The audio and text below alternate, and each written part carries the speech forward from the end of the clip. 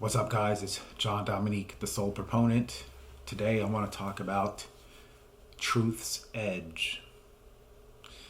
What I mean by truth's edge is that the truth is razor sharp. Traversing the path to the truth is a delicate balancing act.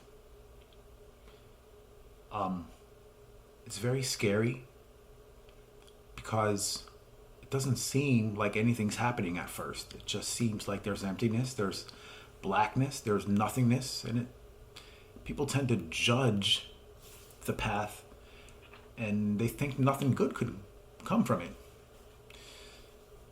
It does go through a lot of not knowing. It goes through a blindness, an emptiness, a blackness, a void, a hole. Nobody really wants to deal with it.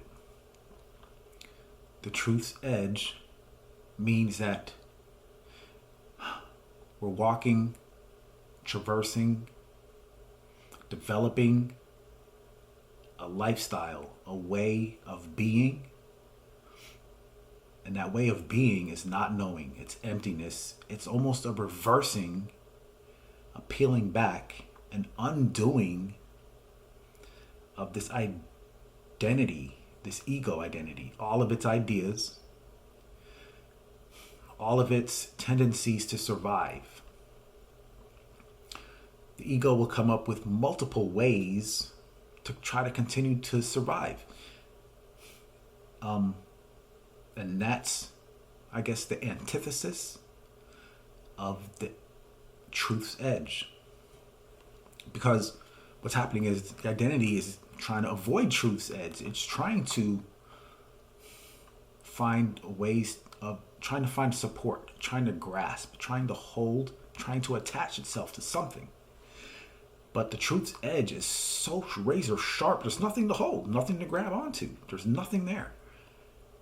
There's no possibility, there's no hope of trying to escape this razor's edge, the truth's edge. But the ego identity will start to think. It'll try to think its way out of it. It has ideas after ideas after ideas. It's thinking furiously. And if you're honest and you just watch it without trying to change it or trying to do anything about it, or you become the watching, and you have to watch for a long time and just continue to stay in the state of agony and terror and fear for a very long time, very long, until the point where it starts to get boring and the ego identity it runs out of ideas eventually. It takes a long time. You have to exhaust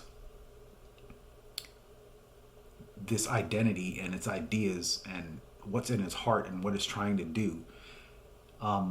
And that's part of the razor's edge that I'm talking about, the truth's edge. Part of it is exhausting,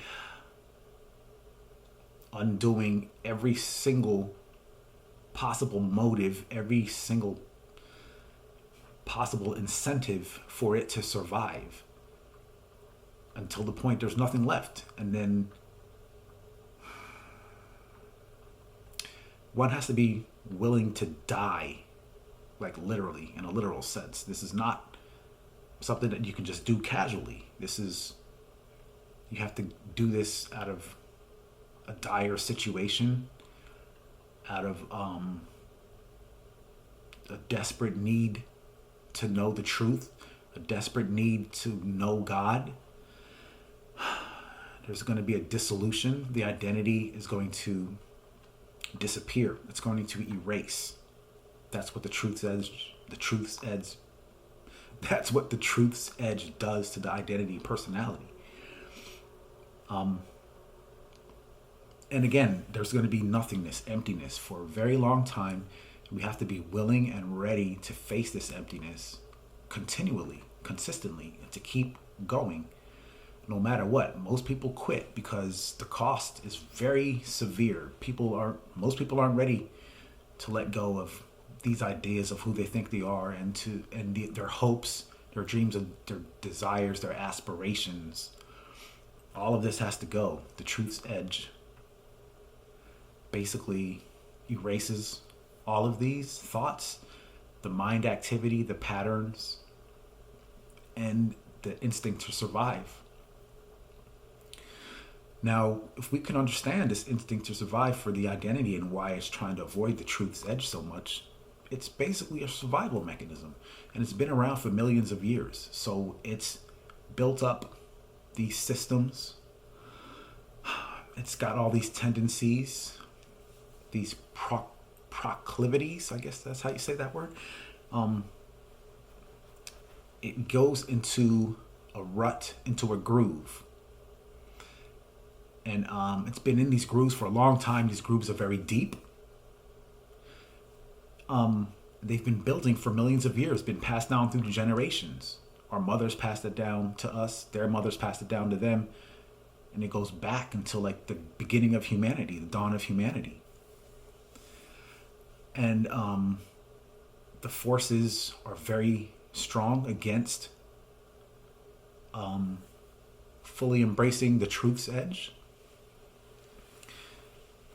It's almost like you have to go alone by yourself in an individual path, because in a way we carry our parents inside of our heads and our psyches. That's like the hook point for other people's identities that are in there, and it's an amalgamation, it's a concentration, it's a cumulative effect of cumulative power that our psyches are embedded in. Our psyches are previous generations' internalizations of authority figures, for example. And that becomes a very powerful force, a driving force that goes against this path of walking the truth's edge. This truth's edge is, again, it's razor sharp, very thin. So this is kind of helpful just to be aware of what we're going to face and what we can expect if we walk this path to truth, this truth's edge. It's very fine, very delicate, and we have to get very quiet and very still and go off into the woods by ourselves. That's kind of why the story of Jesus was like he's always off in the woods or in the mountains by himself.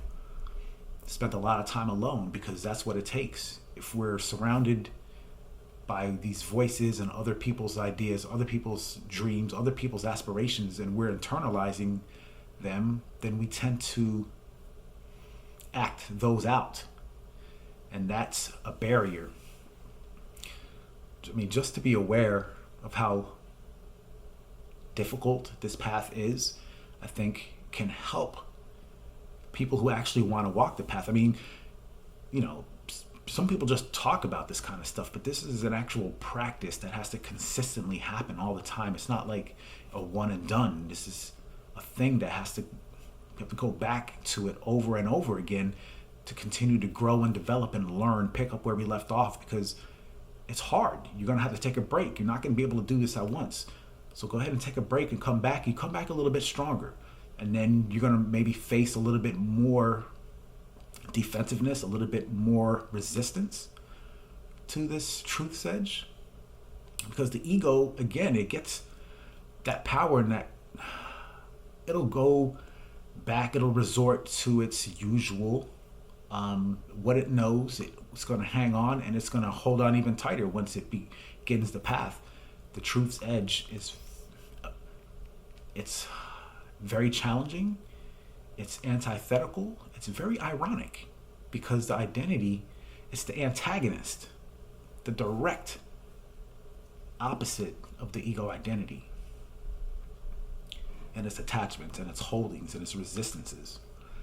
The razor's edge, the truth's edge, is very, very sharp. It'll slice you open. It'll erase you. Your identity is going to be gone for a long, long time, and there's going to be emptiness and terror. So what's going to happen is we're going to have to let go of our need to, of our resistances, resisting the truth's edge, and then we have to letting go of the resistance. That sounds like an oxymoron, but if you apply that, you can see that logically that's where it'll lead you to freedom. So it's kind of like the non-attachment. You practice non-attachment, and then you apply the practice of non-attachment to the practice of non-attachment. Logically speaking, that'll we know for that'll take us, but the problem is actually putting that into practice. Like nobody actually does that, and how far are you going to take it? People might just do it a little bit here, a little bit there, when it's convenient, when it's comfortable. But when times get tough, that's when we really need to apply that practice, because it takes a lifelong dedication, a grit, a determination. We have to be very bold. The truth's edge is it's a very difficult thing. People don't like it. People want to avoid it. They don't want to hear about it. They might hear about it once or twice, and then they'll go back to their usual life and just want to forget about it because they don't want to deal with it. They'd rather say, oh yeah, I know there's something there that I want to see, but then they don't actually want to actually do the work to experience spiritual awakening fully, because there's something more important. That something more important is like living up to an image, being a good Christian, being a good Catholic, being a good husband, being a good father, getting a promotion, one thing after another. All these identities we're building up, we're attaching ourselves. It's making things worse, because the truth's edge erases all of these. It erases our desires for all this. Nobody wants to be in a state where they feel like they're going to die, because that's what it feels like. It feels like death multiple times. The vulnerability is it's profound, and it's uncomfortable. People won't want to stay in that state for a very long time. Their instinct is to avoid it and resist it at all costs. The identity becomes vicious. It becomes a matter of life and death, basically. But we need to watch that and continue to see it, and not really try to do anything about it. Just continue to see it and watch it and see the process unfold in front of us, and act like we're objective, we're above it, and we can look down on it and see ourselves acting out the avoidance of this truth's edge. So my message today is that the truth's edge is a thing. Most people don't want to hear it, but my message, this is for people who actually want to actually do the practice, see for themselves, experience this truth's edge for themselves. John Dominique, the sole proponent.